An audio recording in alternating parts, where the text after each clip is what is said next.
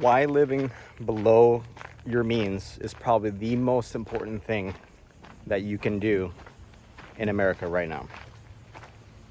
Now, the title of this sounds pretty obvious. I mean, this is common sense practices, so to speak.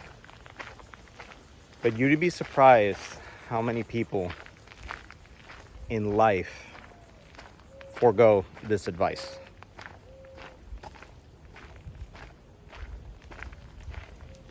When you don't have any financial stress or any financial burdens that you have to take care of, life becomes easy, significantly easier. And I think we as a society need to go back to those principles. These days, I see so many examples of people getting into just dumb financial burdens that are completely unnecessary. Let's take car payments, for example. So according to Experian, the national average of a monthly car payment in the United States is $554 every single month. Imagine what you could do with an extra $554 every single month. You could be storing that money away in a high yield savings plan. If you own a house, you could be adding that $554 extra per month toward paying down the principal of a mortgage if you're financing a house. There's so many other applicable ways to put that money into good use. But that's not the point that I'm getting to today. Living below your means, living on less than what you make, will give you not only financial peace, but the ability to maneuver financial storms. Financial storms, they're coming. Whether you're prepared or not, it does not matter. But not financing unnecessary things will help you prepare for them. Now, financial storms could embody different things. It could come in the form of a job loss. If you're married, your spouse could lose their job. Now they have to depend on you and your income. These are just simple examples of what can happen that is often unpredictable. But living simply as living below your means will help you go far in preparing for those unanticipated crises.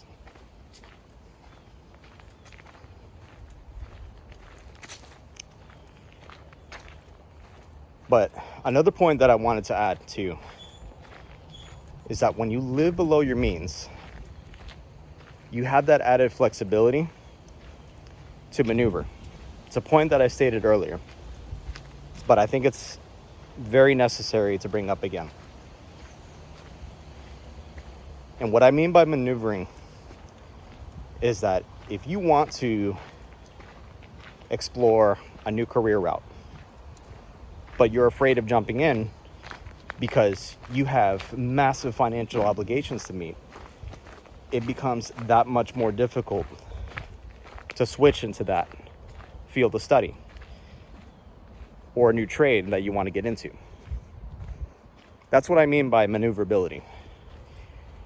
When you're not financing dumb shit,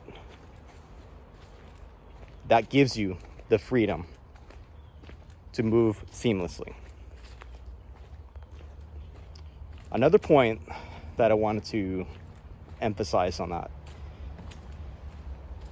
is that when you're not stuck with major financial burdens, example could be a student loan, you could build the savings. for that rainy day.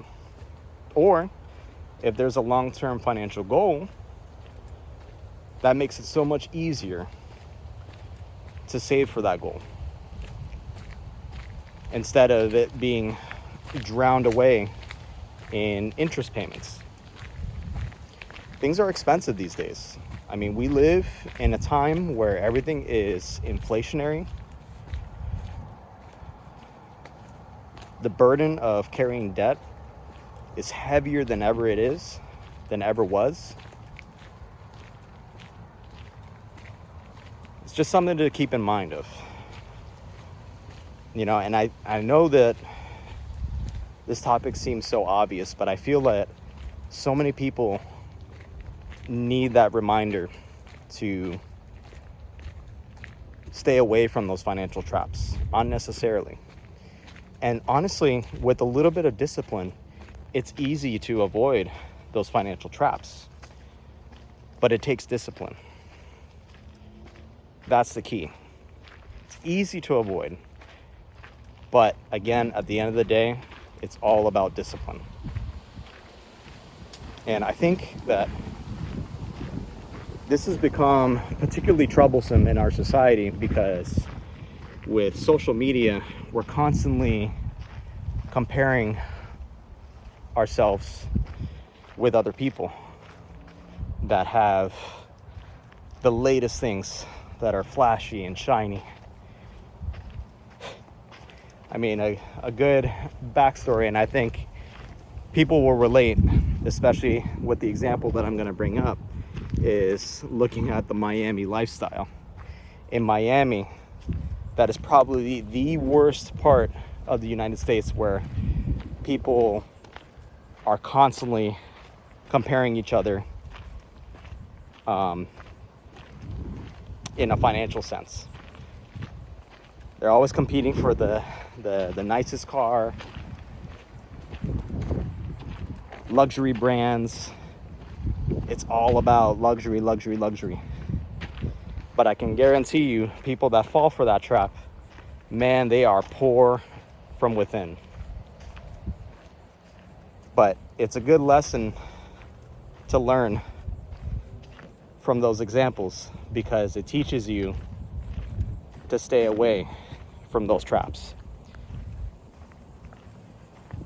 But yeah, living below your means is going to give you so much financial peace in the long term. Because now you no longer have to worry about trying to keep up with your neighbor's lavish lifestyle. It's not worth it. You know, I always like to bring up this saying all the time, that if you think other people care about your financial life, or if their opinions matter, ask yourself this one question: do they pay your bills? And if they don't, then their opinion should not matter one bit. But I feel that a lot of people are getting into financial troubles because we're in a constant state of comparison. And that's something that we should just actively try to avoid in life, because it's just not worth it. But yeah, I think, you know, the most important behavior that you can really try to adopt in your financial life is living below your means. Because whatever legacy that you want to leave, and you really need to start thinking about this. I'm trying to be more mindful of this myself, is what kind of legacy am I going to leave in the world when I leave? What kind of legacy are you planning to leave behind? Don't go after the luxury goods. You know, all these material things, it's just not worth it. It doesn't matter. Yeah, it may bring you joy for like 2 seconds, but that fades away. And financing unnecessary things leaves a hole in your heart. It leaves you empty. What really should matter is the legacy that you leave behind. Being in a capacity to give back to your community. So not only volunteering, but also donating. It could be to your local church, synagogue, mosque, whatever faith, whatever creed you believe in. You need to set that funds aside toward giving back to your community. Because that's what gives you the greatest wealth at the end of the day. Just my 2 cents for the day. Cheers.